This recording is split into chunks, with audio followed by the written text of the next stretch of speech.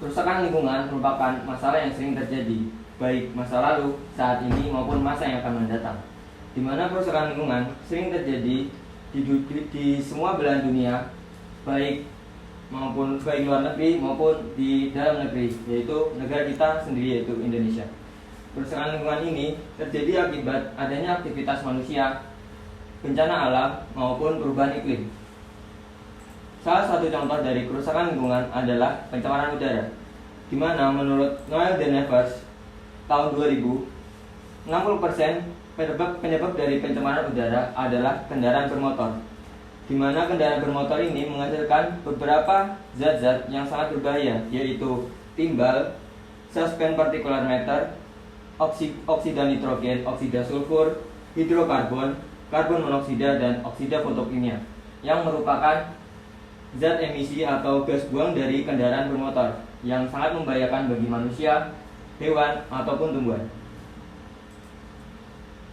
Kemudian dari data konsumsi BBM yang bersumber dari Kementerian Energi dan Sumber Daya Mineral Republik Indonesia, untuk konsumsi BBM di Indonesia dari tahun ke tahun mengalami peningkatan, yaitu dari tahun 2016 hingga tahun 2022 yang sebesar 29,68 juta kiloliter, di mana hasil ini mengalami peningkatan 27% dibandingkan tahun sebelumnya, yaitu 2021 yang hanya 23,3 juta kiloliter.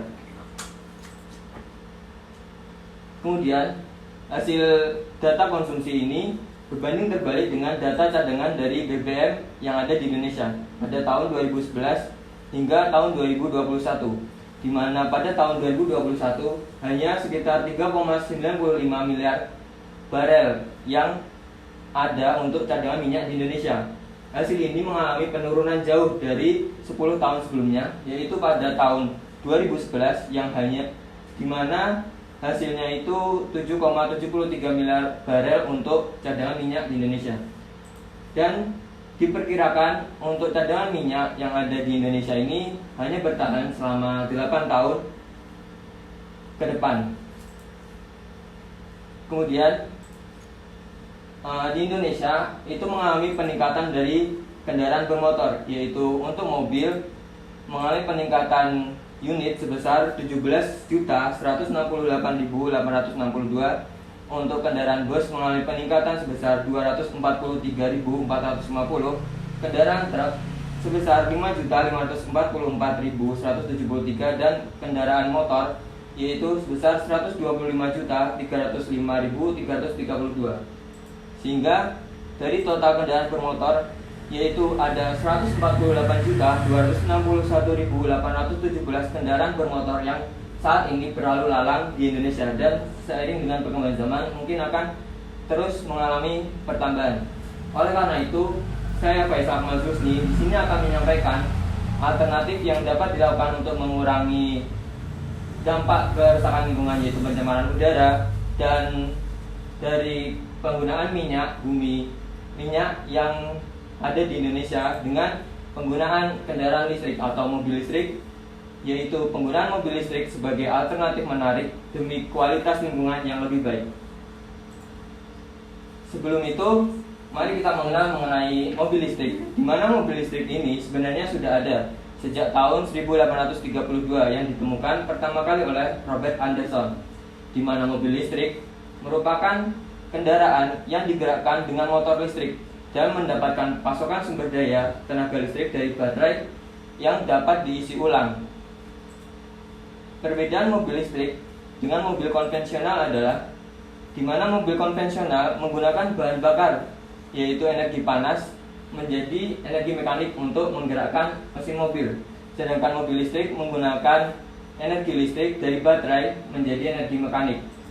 Kemudian jarak tempuh dari mobil konvensional yaitu 100 hingga 250 km, sedangkan mobil listrik memiliki jarak tempuh 300 hingga 500 km jika baterai diisi penuh atau mengikuti gaya dari pengemudi. Kemudian ada biaya operasional dari mobil konvensional lebih tinggi dan memerlukan perawatan yang intensif. Kemudian dari mobil listrik memiliki biaya operasional yang lebih rendah dan kurang memerlukan perawatan atau maintenance. Kemudian ada kelebihan lain dari mobil listrik, yaitu memiliki fitur dan teknologi-teknologi baru yang canggih di dalam mobil listrik. Kemudian ramah lingkungan karena tidak menghasilkan emisi gas buang seperti pada slide sebelumnya mengenai gas buang yang dihasilkan oleh mobil-mobil konvensional. Kemudian tidak menimbulkan suara sehingga polusi suara dapat berkurang. Kemudian mengapa perlu pengembangan mobil listrik di Indonesia?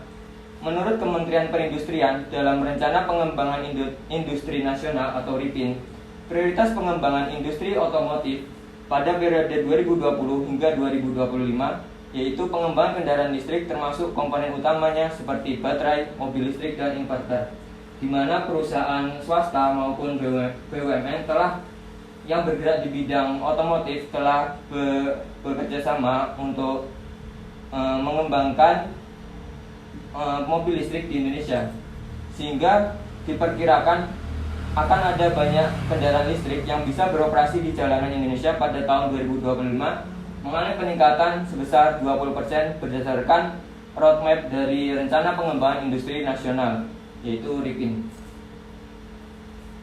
Selain itu, terdapat infrastruktur pengisian, yaitu SPKLU dan SPBKLU. SPKLU merupakan stasiun pengisian kendaraan listrik umum yang digunakan untuk tempat pengisian daya listrik dari kendaraan listrik, yaitu SPKLU memiliki daya sebesar 22 hingga 150 kW yang hingga saat ini terdapat 616 unit lokasi SPKLU di Indonesia.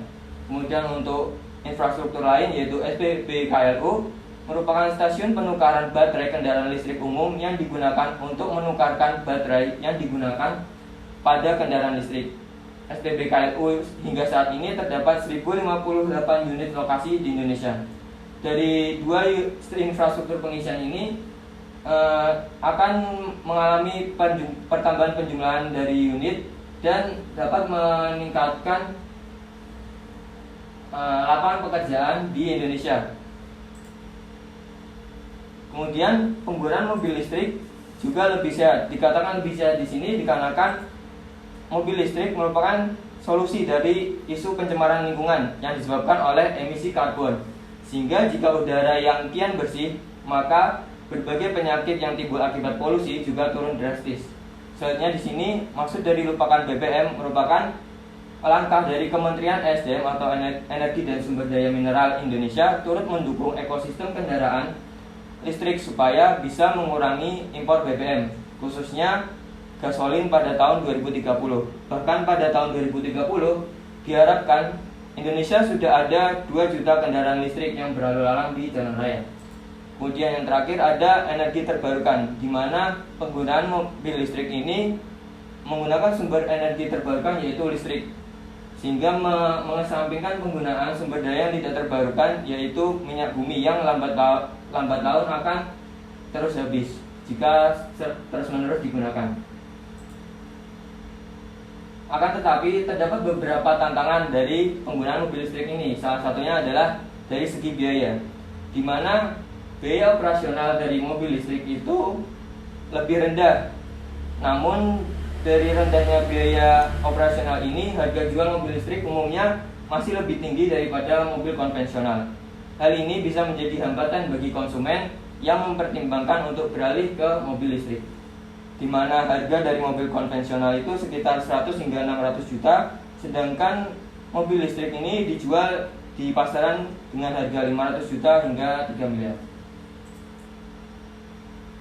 Kemudian tantangan yang kedua adalah jarak dan waktu pengisian, di mana jarak tempuh yang terbatas tidak sebanding dengan waktu pengisian yang relatif masih menjadi kendala, di mana pengisian baterai mobil listrik biasanya memakan waktu antara 3 hingga 6 jam sampai baterainya terisi penuh. Perkembangan teknologi baterai yang lebih baik dan pengembangan infrastruktur pengisian cepat dapat mengatasi masalah ini. Mungkin solusi lain juga dapat dengan pembangunan infrastruktur pengisian, juga bisa dilakukan dengan pendirian fasilitas umum lainnya, seperti pada tempat pengisian itu diberikan rumah makan ataupun tempat penginapan, kantor, dan sebagainya. Kemudian terdapat tantangan lain yaitu pengetahuan atau edukasi kepada masyarakat, di mana kesadaran masyarakat tentang manfaat dan teknologi mobil listrik masih perlu ditingkatkan. Kemudian terdapat kebijakan atau regulasi pemerintah, di mana dukungan dari pemerintah melalui kebijakan dan regulasi yang mendukung seperti insentif fiskal, penghapusan pajak kendaraan bermotor, dan pengembangan standar pengisian. Kemudian ada model dan varian yang perlu diperbanyak atau diberagamkan supaya mendapatkan minat dari konsumen. Kemudian ada pelatihan tenaga kerja. Pengembangan industri mobil listrik juga memerlukan tenaga kerja yang terampil dan terlatih dalam bidang teknologi dan manufaktur mobil listrik. Kemudian untuk penerapan kedepannya di Indonesia untuk mobil listrik sendiri mungkin dapat dimulai dengan adanya Hybrid Electric Vehicle atau HEV, merupakan mobil listrik yang memiliki dua sumber tenaga, di mana nama hybrid ini menunjukkan bahwa tenaga yang digunakan di dalamnya tidak hanya satu, melainkan campuran dari dua sistem berbeda. Jadi terdapat sistem mobil konvensional maupun sistem mobil listrik. Mungkin sekian yang dapat saya sampaikan, kurang lebihnya mohon maaf. Semoga menambah informasi untuk pengguna. Sekian dan terima kasih.